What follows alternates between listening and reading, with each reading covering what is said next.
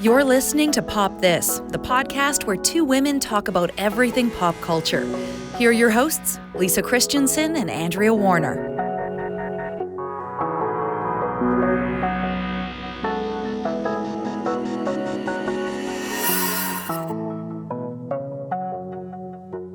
You all know that I love gossip columns. I mean, if anyone has any. Yeah, I know, right? It's so weird. And I have to say, though, I'm drawing the line on one current gossip story that I find has crossed the line. I'm drawing a line because they crossed the line. Okay. And I don't really care if Brad Pitt and Jennifer Aniston get back together. And I think it's gross. Are you talking about the handhold?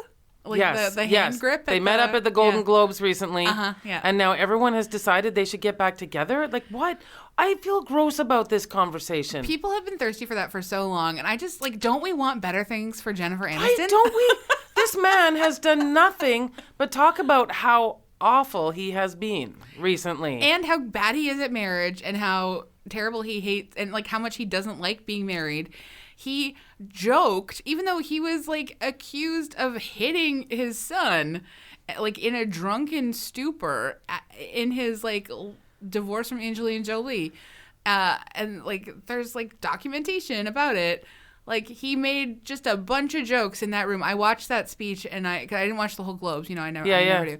But I watched that speech, and I was so mad. Oh, no, I guess it was the Screen Actors Guild. Oh, Screen Actors Guild, right, sorry. Yes. So I watched that speech, and I was just so mad, and I just was like, yeah, you know what? Honestly, this room is literally, it's just horrible. The same thing over and over and over again, just this forgiveness of this horrible man's issues, and let's just get them back together. I feel so, awful. I feel awful if I'm complicit because of my constant clicking on the Daily Mail just for a quick update on something. Maybe then it's on me. Well, I think there's how I feel about Lainey Gossip. I think she does a really great job. She does. She had actually a really wonderful long rant about that particular and what that photo means and what people are doing and why and it does mean nothing. Yes. But it's she likes to do a thing of photo assumption.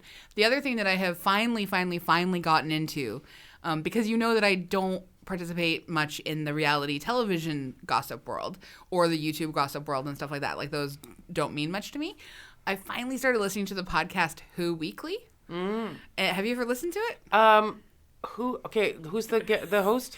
It's Bobby Finger. Yes, I have. Who used to be Jezebel. That was a lot of fun. Yeah, he used to be the gossip columnist for Jezebel. Anyway, Who Weekly is actually it's a fun way to digest that nonsense and not have to click on anything, because they will read you Daily Mail headlines and make fun of them. They're 5 paragraphs long. Yeah, that's one of their fun. Sometimes what they do, I've only been listening to it for a little bit. They also have they have 2 episodes weekly.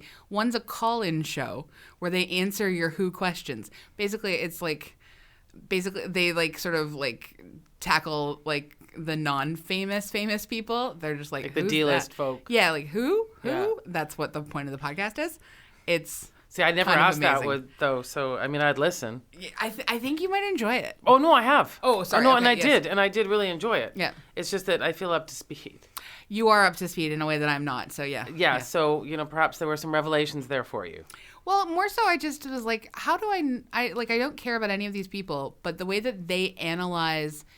It's all connected. Well, the way that they analyze media consumption and celebrity is what I'm there for. Yeah. I don't actually care about the people they're talking about. I just think it's interesting. They're real people. But why do you think people are so obsessed with Brad Pitt and Jennifer Aniston? Out of all the celebrities that have been around since the 90s, why are these 2 the ones that everybody is? I don't. Do you think it's because they looked the most alike when they were dating? He grew his hair into her haircut. Well, they were very. Well, he does that for everyone. You've seen those I've pictures, seen that. right? But do you remember? I remember the iconic photo. Oh, actually, one of the things I think maybe it is because an A-list TV person crossed into an A-list film person, and that was the great merging of these 2 very separate media back in the day. I forget what I was. Oh, you're talking about Brad being a film person. Yeah, and Jennifer. But I was watching a TV show recently where they were kind of debating whether Jennifer Aniston had made the leap from being a TV star to a film star? At that point? No, now. Oh, now. Would you consider her a movie star? You know, like streaming has made that murky, right? Like Netflix has, you know what I mean? Like, I think because Adam Sandler's so much on, and that's who she tends to make movies with, right? I think she's like kind of like a failed movie star because I don't think she's ever been able to carry a film or open a film. What? Think about it, honestly. Has she made a better film than like that one that she did with Paul Rudd, where she's No, there was the one she got she got big nominations for, that Plane Girl or whatever it was called. The Plane Girl. Oh, I mean that was She's just playing a plane girl. She played like a maid who stole or something like that. I thought she was just like a cashier and she fell in love with Jake Gyllenhaal. Oh yeah, I remember that. But I mean, that's not like we can't name. We can't name it. That's the thing. Like I think she's a failed movie star. Wow. But I think she's like A-list. a super A. She's still A-list, but I think she's a failed movie star and a super A-list TV star. That's my estimation of her. Well, yeah, that's because like she's the most famous TV star. But it's a lot to digest for me. Because I heard she also, I don't know if it's true, but I heard that Gal Gadot's going to be the spokesperson for Smart Water now. Yeah, I heard that she got, but she was doing that for like 15 years.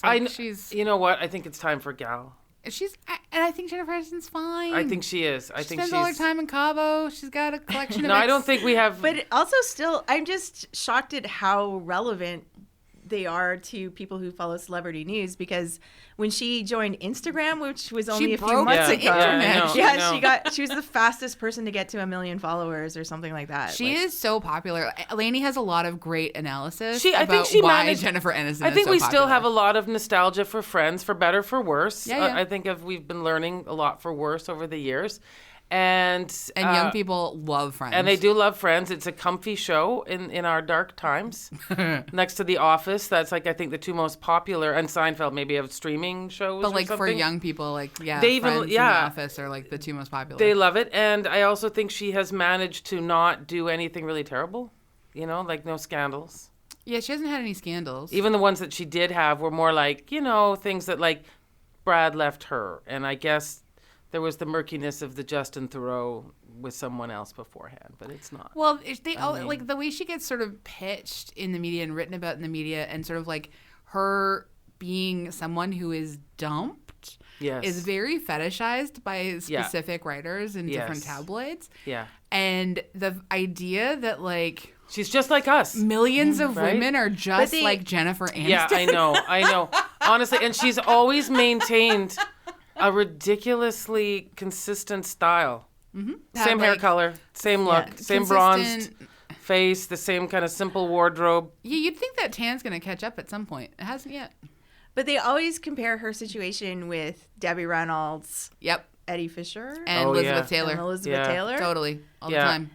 Except there's not that awesome picture that they have. That you know which one I'm talking about? Yeah, there's not that awesome picture. Yeah, you know which one? I do, yeah. Yeah, this is where Liz is sitting on Eddie's lap and Richard Burton's leaning on the chair because they were making Cleopatra. Are there any, was like Jen visiting the set?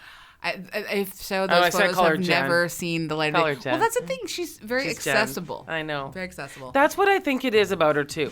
There's an accessibility, and also she sort of does enough press that she's not secretive. She's not like in hiding, but we really don't know very much about her. Honestly, we don't. Plus, I think she actually was pretty good on Friends.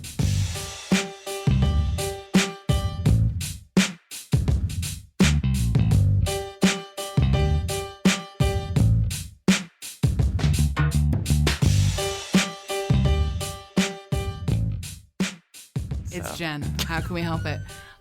You're listening to Pop This. I'm Andrea Warner. I'm Lisa Christiansen. And joining us today is our very special guest, our esteemed and fantastic producer, Andrea Gin. Hi. How many times? Pop This lipstick maker. Oh, Pop yeah, that's This right. Lipstick maker. Keep adding all your many professions there. We actually have kind of kept that on the down low. We haven't talked about that yet, but Andrea Gin, like as part of our sort of like Christmas presents, made us a Pop This lipstick this year, and it looks so good. It is really nice. So it's always great. in my bag. Oh, good. Yeah, I It is. usually carry it in my pockets all the Yeah. time, and today I don't have it for some reason, have but it. I wear it all the time. And I have get so mine. many compliments on it. I do. Yeah. Well, yeah, and now I'm going to make them for guests that come I know. on the show. Even like if you are a Oh. guest who doesn't wear lipstick, too bad. Now you're gonna wear this lipstick. And we'll do in the photo we do at the end. We will put you in that. Everyone lipstick. has to put on their lipstick Yeah. before they take a photo. That they're so beautiful, and It is. thank I you. agree. Thank you. Yeah. Normally we'd read a bio of our guest, but you know what? You're like the third know, part of this yeah, podcast, exactly. so I'm just always so thrilled when we get you to come on and talk. And I don't do anything else but produce this podcast. So Never, ever. You have it's no my other whole- job. Yeah, it's my whole life. And often when we come and say, "What did you think of that?" and then I say, "Did you watch it?" and you go, "No." So this is fun. So it's fun to know that you watched. And sometimes you're just looking like, no, like very certain, like no. You got to curate. Yeah, no, What you're a you busy watch. woman. You're Curate making your lipsticks. content. I mean, you don't have I that much know. time, right? Yeah, but you did make an exception for. Well, I this had movie. watched this in like 1995, so Yeah, It's your coming of age film. this is you. I'm so it didn't excited. This require is extra us. work. This is them. Double happiness. Double happiness. We've been talking about doing this film for years. We were going to do it last year because it was the 25th anniversary. Yeah, but And we then- screw up anniversaries all So the time. now it's the 26th. Yeah. Yeah, so we're celebrating the 26th anniversary. So it came out in 94. Just as important. Just 94. absolutely just as important. Yes, 94. Yeah. Yeah. It's a still Honestly, great. No, timeless classic. I probably saw it in 95. I don't Okay. think I saw it right away. Yes. Okay. And also, It's Chinese New Year, bitches. there you go. Let's do it. Double happiness is 1994. I hope you can add some fireworks sounds when you're working on this. I hope that becomes your ringtone. Yes, exactly. Double Happiness is a 1994 Canadian drama film directed by Mina Shum, co-produced by the National Film Board of Canada. The film stars Sandra Oh, hero to the podcast, as Jade Lee, an actress struggling to assert her independence from the expectations of her Chinese-Canadian family. Caleb Keith Rennie also stars as Mark, Jade's love interest. This is Sandra Oh's breakout performance in a lead role. She won a Genie Award for Best Performance by an Actress in a Leading Role for the film.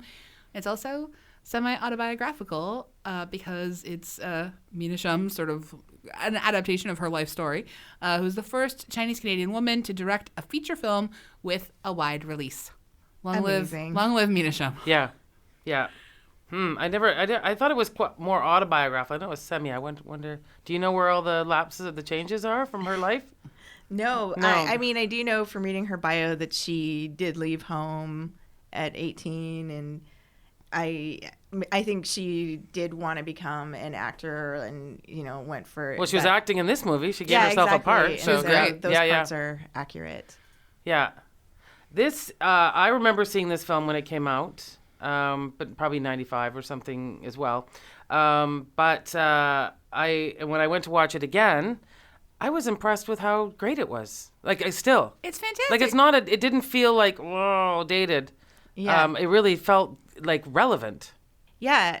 And I mean, it in kind of a depressing way in some ways too, because she had so much success with this film, and it's a mostly Asian cast of actors, and she's telling her story, and like, why does this kind of stand alone as a film? Like, why wasn't there like a flood of other Chinese Canadian female filmmakers stepping forward and getting a chance to direct films or write stories or get be cast in actors, films. get cast in things. Yeah. Because I was just talking to Andrea about a previous guest on our show, Flo. Yeah, Florence a- Chi, who was like a guest when we were talking about Maybe I'll be your baby.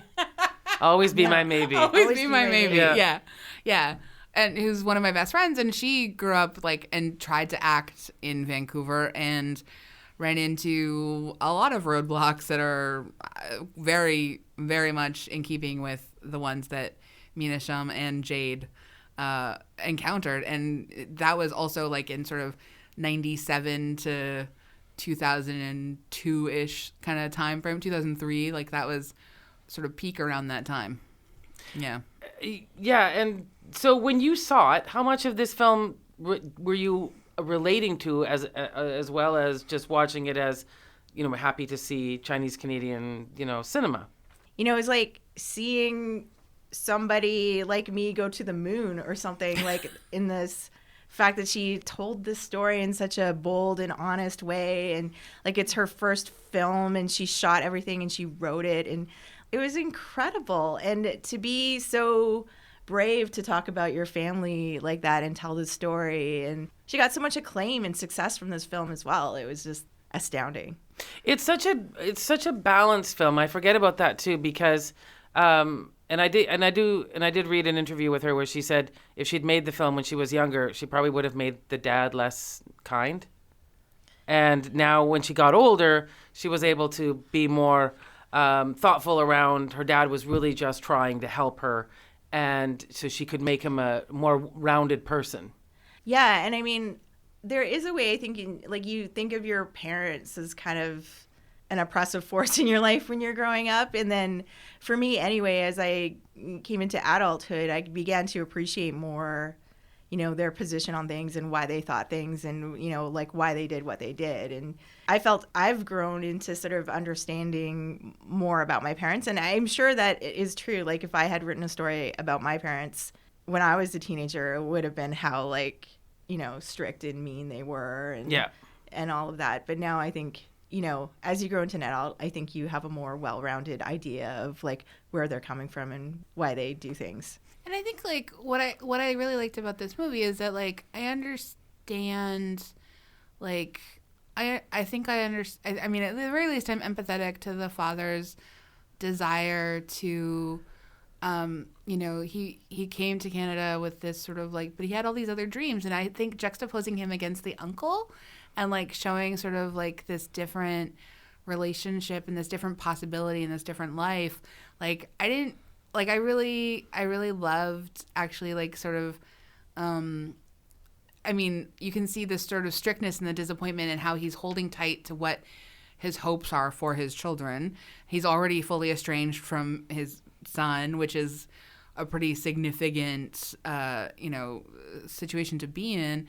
And I know that like I grew up in Southeast Vancouver, and so I had like a lot of friends who sort of like had similar sort of like cultural expectations around them about like what they were going to do with their lives and who they were going to interact with. And I mean, you know, Flo's story is her own, but like her parents were certainly not happy at first with her bringing home Tom, who would eventually become her husband.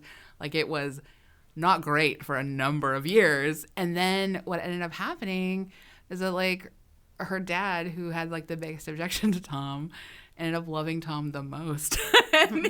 But it took lots of threats, lots of years of secrecy. Like we were responsible for like helping them hide their relationship through all of grade 10 through grade 12 and then well into university.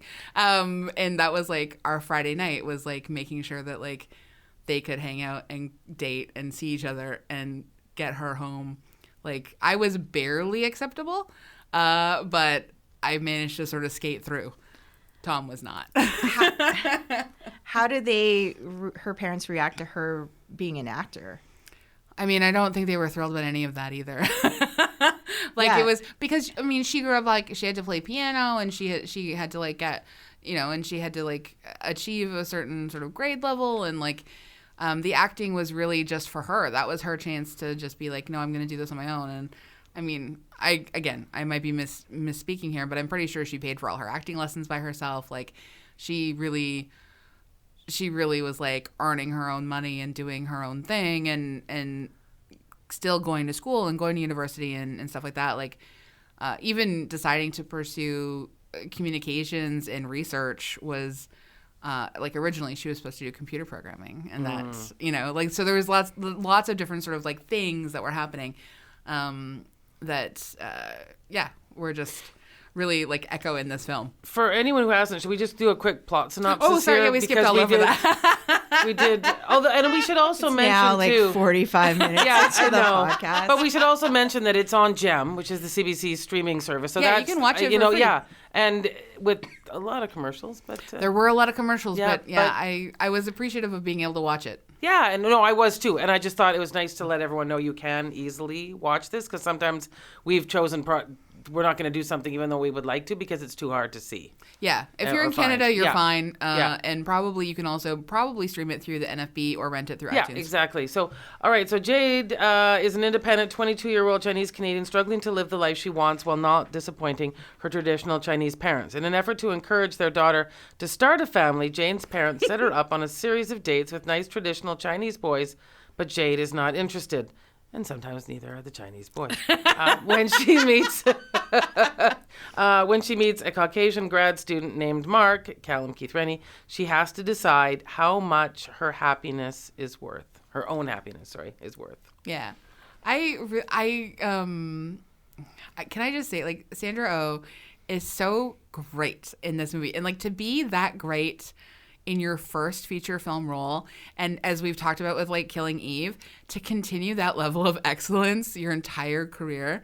Like, she's never turned in a bad performance. She has only elevated stuff that she, like, remember Under the Tuscan Sun? Yes. Not a great movie. She's fantastic in it. But I think that's why when she showed up on Grey's Anatomy, oh, God, when I started loved watching her. that, I was so thrilled because I already knew who she was. And I think all Canadians knew who she was. So it was like, okay, here we go. This is it. Show us your stuff. And she has. Oh, she's so good. Yeah. She's so good. It's not a simple, this is a super easy situation. These are bad people and this is the good way. And of course, everyone should get to follow their dreams. And watching her struggle and her face constantly, even before she just breaks down crying at the end at the dinner table. Lots of spoilers here. And the big run, which we talked about when she just kind of is so fed up. Even then, just all of it's not even just about not worrying about not pleasing them. She loves them very, very, very much. Mm-hmm. Mm-hmm. And that comes through. And I think that's what makes this film so hard. Yeah, I think it's very nuanced. Yes. Well, what I was thinking about is how there's several scenes where she's acting and she, does. I love those. Yeah, the that's Blanche so good. Dubois Yeah, character and all of that. Joan of Arc. And Yep. it's kind of like the idea is that it's just like she's trying to do these parts that she'll never get cast as. But, I mean, when you think about her career today in Killing Eve, she's playing a character whose name is Eve Polastri. Yeah. Yeah. And so, like, that when the person wrote the script, they weren't necessarily writing it for Sandra Oh, or, like, it wasn't necessarily like they were looking to cast somebody who was an Eve Polastri, and they cast Sandra Oh. And to me, that is a massive breakthrough. Like, Sandra Oh can audition for roles that are written just as people and potentially get the role. Whereas before it was like, no, they would never cast you. This is obviously a Caucasian person. I mean, one of my favorite scenes in the film is when she's in front of that casting director and she's just auditioning for like a waitress role, and he's like, "Can you do an accent?" And she busts out this like flawless French accent. I thought the treatment of that particular moment was brilliant on her part. And then obviously she knows what he's asking for, but she's like, the way it's scripted, she's making it uncomfortable so that he understands he's racist. And I really appreciated that. Like, I thought, well, it's a good thing all that's changed. Oh my God. Well, I was going to say, that's what felt like, as you're pointing out, that, she is now in Killing Eve, but this movie's 25 years old. Mm-hmm. And even just, like, so this is a weird thing, but it's related.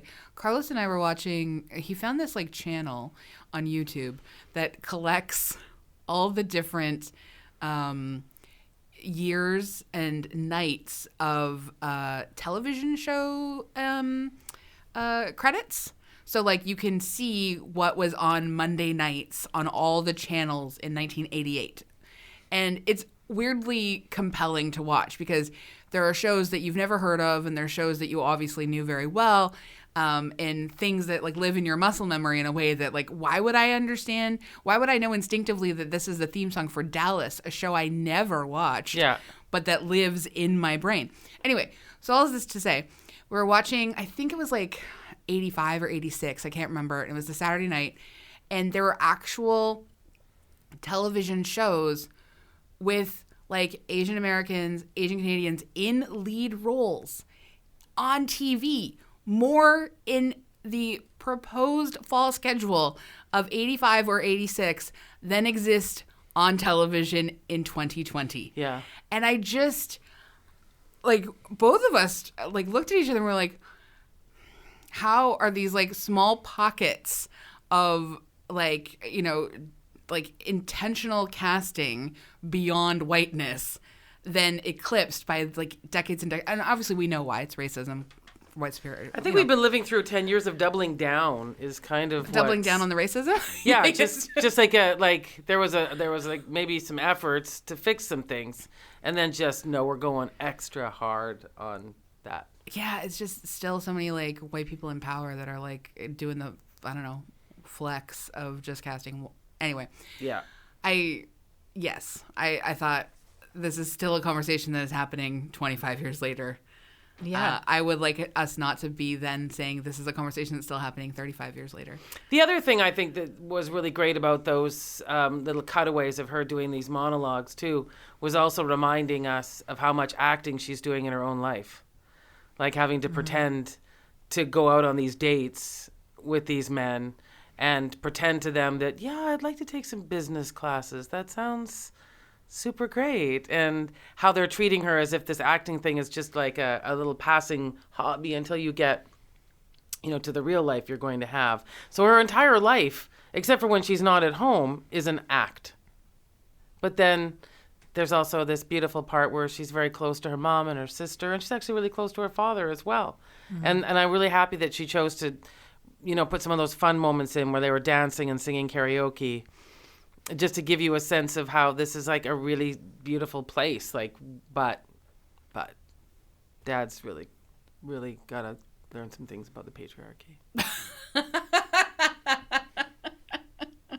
And then I didn't really know what to do with, and it would be great if Mina was here, but just that scene of the mother talking about the little girl that had been drowned. Oh yeah, she There was a woman who wouldn't speak. well, who couldn't speak, who was mute, and she. Well, no, she was mute because they killed her daughter. She never spoke again, they said. It just hung there, and it made me go, so what do we do with that? Like, she has experienced this before, and now she's allowing all of her children to disappear. Will she eventually find herself quiet? I didn't know what to do with that. I think Except for it broke my heart. But I think it's meant to like sort of be a sort of like a commentary on what's happening and how she's trying to resist it. Like she calls her son still secretly. Yes. But then and that was a great scene too. Who's the girl he's talking to? It was a Chinese woman who you know what I mean? Like she was wrong. Well, Yeah. I mean, she's there's kind of so many layers going on there. I know, that's what I mean. That was so fascinating. Yeah, I feel like the movie could easily be like an extra half an hour long, and I wouldn't be mad at that. You know? Yeah, but for that scene when she's telling the story about the drowning, I felt it was more about, and she kind of says this like literally, but it was about like, you know, when people lose a child through a death or something immediate like that, it's like it's known tragedy and people recognize it, and it's like it happens, but like when children just slowly leave you and you raise them and you know nothing, like that's just as bad, because like you're gonna be a person without children. Yeah, but she's dealing with an extra layer where she's not even allowed to talk to her. Like she's secretly phoning. Like she can't have a relationship. Yeah, and so she's talking about like, is she, even though like, you know, she's raised her children. Her children, she has children, they didn't die in childbirth, like she's been a mother, but like, is she in a better position than this woman who lost her kids early? Is she in a better position because she's just going to end up not really having a relationship with her children potentially, because they're all that's who she is now. Like this is where her like life that's what she's heading. worried about. Yes, yeah, but it was such a I mean, but she doesn't feel any sense of being able to stop it. Yeah. And that's what was the helplessness of it is the like, helplessness of exactly. it. Yeah. That unless I change your father, he won't change. So that's that. But I did like how, like, you know, there's this small thing. Like, I mean, that's the initial change is really hard to like ask people to sort of like confront some of their assumptions and confront some of their fears. And there's a lot of, I think, legitimate fears in like, you know, your kids being with people who, you know, represent this other life that you think, you know, perhaps lacks morals or lacks values or like can't understand and will ask your children to change and stuff, you know? And I think like when she says at the end to her mom, like, you know, maybe we can try and like get him to change a little bit, you know, like that's a thing that I think a lot of folks maybe in the moment of something really big happening and your parents having to sort of reckon with you, choosing a life that they don't want for you, you can't see like down the road, which is often like maybe 2 or 3 or 5 or 10 years, is that like most people do come around eventually. Well, you know? I mean, this is an area I don't like. That's such cultural conversation, right? For me, growing up, and having kids, my philosophy is that, you know, Persian poet Khalil Gibran, which he said, you know, your children don't come from you, they come through you. And I have the sense that they're going to go off and I don't know what they're going to do, and that's fine. Mm-hmm. Like, I don't feel ownership to them. Like, I don't feel that. I feel a sense of, well, this is cool, like throwing the dice, you know. I'm just like, see what happens. I've done my part. I hope they, you know, like I hope I don't end up where I never see them again, but it's very much a let's just see. So I don't understand the expectation that, I mean, to be fair, I hope if I'm like dying that they'll come take care of me. That's there. But I mean, but I don't have that cultural sense of the ownership of children and what they owe you. I don't have that. Yeah, I mean, I think with like immigrant families, it's slightly different, maybe because you feel like you've moved here to give your children a better life, and you kind of expect them to stay here because this is a better place than anywhere else there is to live. And I think them moving away to somewhere else is seen as. But they didn't move away somewhere else. They were just going to move down the street. I'm just speaking about immigrant families in general and why they want to keep their families in close proximity. Well, I think you have like my grandparents were immigrants, and we only had the 4 of us. That was it. Mm-hmm. So you tend to glom on to that because there's no extended family. There are no aunts and uncles. There's nothing out there like that. Like you have to be in that group setting. And then they go off and do stupid things, which my dad and uncle did. So, but it's so hard because it's such a different reality. Yeah, I mean, I think as people kind of live in Canada longer, like I know my parents came to sort of, like you said, like just come around and like assimilate into like not having this kind of rigid way of thinking that, you know, comes from the old country where it's like you have children so they can take care of you when you're old, and then they have to have children and keep this chain going forever and ever because they can see like around them in the culture like that's not what, you know, Canadians, that's not the thinking of Canadians, and it's not the same like multi-generational like family sort of like you're less likely to have like 4 or 5 generations living in like the same house or the same like block even. Like I think, and I do think that there is something like really beautiful about the idea that like people see like not just family within like sort of the bloodline, but community too. Mm-hmm. You know, like I think there's something super interesting that like my family, I don't think has like we don't have that same sense of I don't know, just like that same sense of like honoring each other. That's not part of the conversation in my family. But at the same time, like you have such a close relationship with your grandmother. So close. And you're basically like you are caring for her in her old age, and so is your sister. Yeah. And so, I mean, that's just kind of what Chinese parents are, you know, hoping for. Actually, is to have someone like you and your sister. I would be a godsend to Chinese parents then. Yeah, that's you would be actually. Yeah, I do love hanging out with my grandma so much. So yeah, that's. I mean, thank you. I take that. Well, honor. I think though that I mean, the trick of all that is like you just said, I like my grandma, and I think the trick of the whole family thing is you're still doing it when you don't like them. That's you know what? Solid point. I choose to think of her as like one of my best friends. That's true. That's and the hardest thing about all of this is when someone like it is hard, right? And you don't get on super well. And I mean, I'm a hopeful person, so at the end of the film, I had a sense that. Like we did leave, that maybe we can work on your dad. I don't know. I mean, there's poor little Pearl just all alone there in the house. That kid is so talented. That actress is so talented. She knew to be afraid. Like, don't do this. And even though she was, don't worry about it. Yeah, she's super smart. She knew that would happen. So she's all alone in this situation now. So now I mean, you know, if there was a sequel to this, poor Jade would have to feel the responsibility of what they've stuck with Pearl with, right? Like, that's it now. Pearl's it. Like, everything's on her. Hope is on Pearl. Last hope. Like, they will never let her out. Like, they made the mistake. I'm sure she became a brain surgeon. Yeah, I think maybe she was okay with you know what I mean? Like, maybe she was that third kid that was like, that stuff is too much for me. Yeah. I'm good. Plus, she had a boyfriend at school who was Chinese, right? And she was the boy she liked, right? Like, yeah. She probably became like a doctor and married a Chinese boy, and like she's probably like the perfect daughter. She probably was just for the sake of like, I am done. Like, this has been so much angst in this family. Okay, so now I want the dish. So, did your parents object to Joe? No, actually. Disappointingly, I don't have a good story about that. I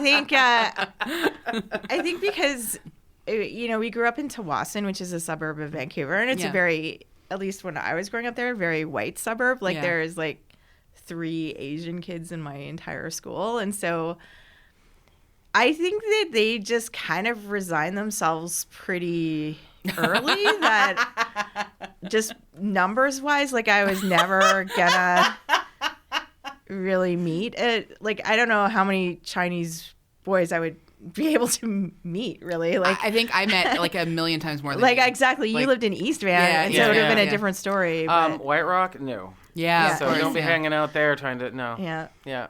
So you know, Joe he's a very charming, nice person, and they just immediately liked him. He's exactly the guy you want to bring home to your parents. He is. He could teach lessons in this. Here's what you wear. Here's what you do. No, he's the right guy.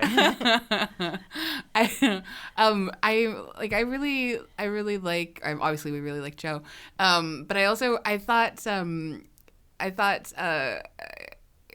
Caleb Keith Rennie did a pretty good job in this film. Like, he's not really like essential at all, but I really liked the chemistry he had with Sandra Oh, and I thought like he did the right thing, which is that he gets out of the way and he's still like a compelling sexual partner for this woman. It was just very sad because, you know, I think she did a good job of that, just that he was a really good person, really kind and thoughtful and respectful of her, and in a perfect world should be able to say, Dad, this is exactly what you should hope for me.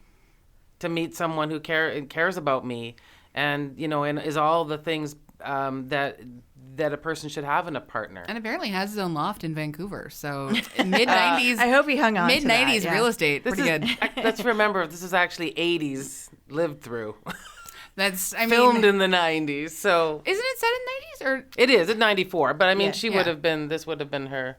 Well, I mean, in terms of flashing back on her existence, sure, yes. But like the part I thought was extra funny was when she at first pretended she didn't speak English when they first met. It was the best. Because I never thought about doing that or realized I could do that until I was like an adult.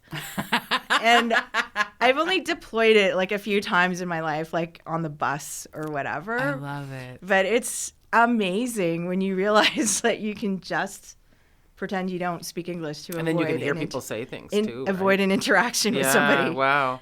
So that's great. That's amazing. Yeah, that's an amazing. Honestly, like that's at least thing that was open to me that I didn't think about. Nice. It's like one flex against racism. Like that's great. Like that's honestly like a gift.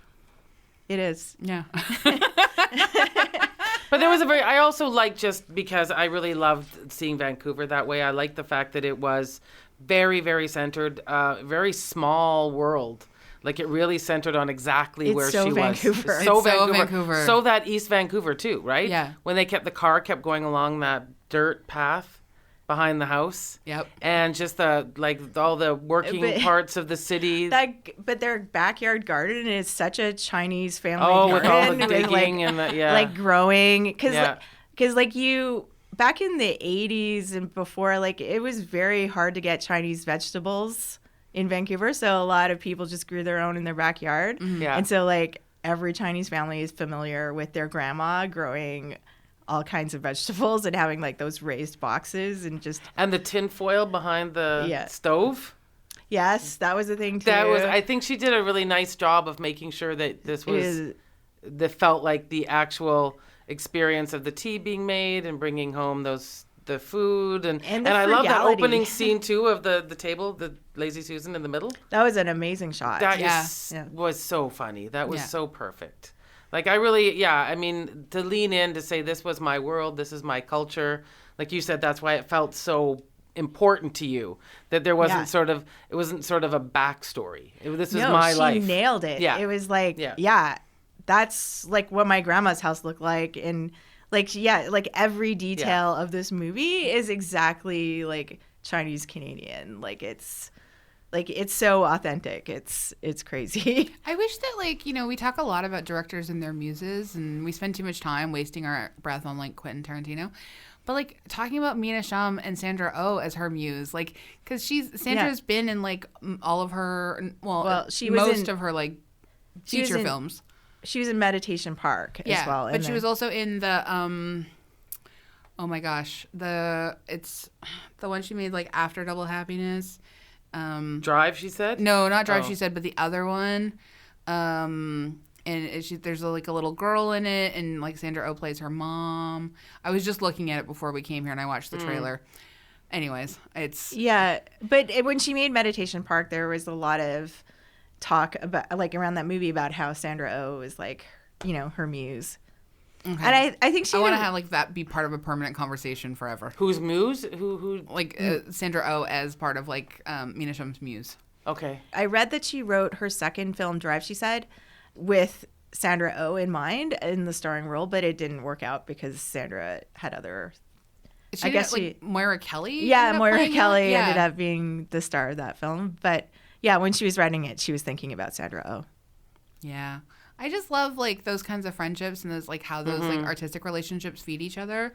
And I think we just spend so much time on, like, male directors and their, like, female muses. I'm so much more interested in the art that can be made between two women. Yeah, I know. And if we had a lot of women filmmakers to talk about who make a lot of movies, we could do that. But that's the issue. But you know what? There probably are more. Like, I mean, I think there are more. We can find more. I think we can. Yeah. Like even just on this year, or in the last, like, 6 months on the podcast, like, we had never done Agnes Varda before, and we finally did, like, the Cleo film. We've been meaning to do this for, like, ever and ever and ever. Like, I think that I will say I am complicit in my own problem, and I think I can help fix it. Well, there we go. And Patty Jenkins and Gal Gadot, 2 Wonder Woman movies. I don't know what else could come up later. Yeah. I don't know. I honestly, you're right. I mean, it's an effort. You have to make an effort to talk about women in film because it's just not as easy. It's not right in front of you all the time. Yeah, it's just, like, not always visible. Well, in, like, Greta Gerwig putting Saoirse Ronan in her films. Like, that's becoming That's definitely becoming a thing, for sure. That's absolutely becoming a thing. Yeah, I'm excited about this. So confession. Yeah. And this is confession as a bad Vancouverite. I had never seen Double Happiness until I watched it for this. I'm still reeling from learning that information. And it's embarrassing. Wow. It's embarrassing. But you know what? It's never too late. You can correct No, this and I always mistake. like how we say it's a safe space, but we're not telling the truth. No, you're judging me hard. It's not a safe space. The looks on both your faces is just scathing, which is fine. But, like, I love this movie so much, and I'm so sad that I waited so long to watch it, and I'm so grateful that we did. Well, I'm really happy that we do have the way to watch it too, and so we can tell everyone, If you want, if what we've talked about has intrigued you, it's right at your fingertips. Mm-hmm. Yeah. Thank you, NFB. Right? Yeah. Yes. Yeah. I mean, and when our NFB is working on all cylinders, that's what it makes.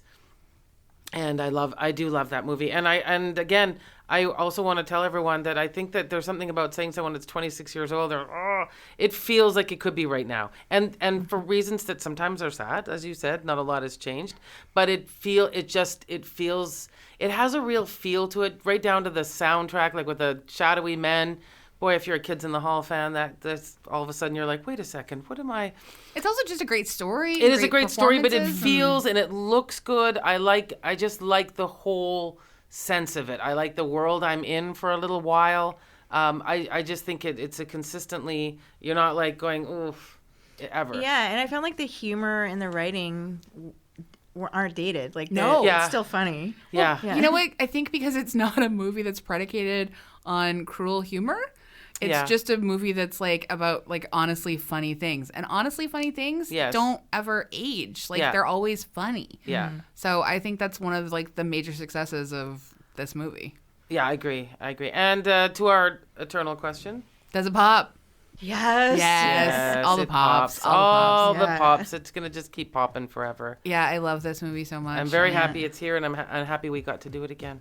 Yeah. Or do it. For the first time for me. Time. Yeah. I know. It's a shame. I know. I'm going to write you down on our shame book. The shame book of shame. Book. Can you imagine if we start keeping a book of shame for every weird confession like Game of Thrones to you. Shame, shame, what a nightmare I'm in for.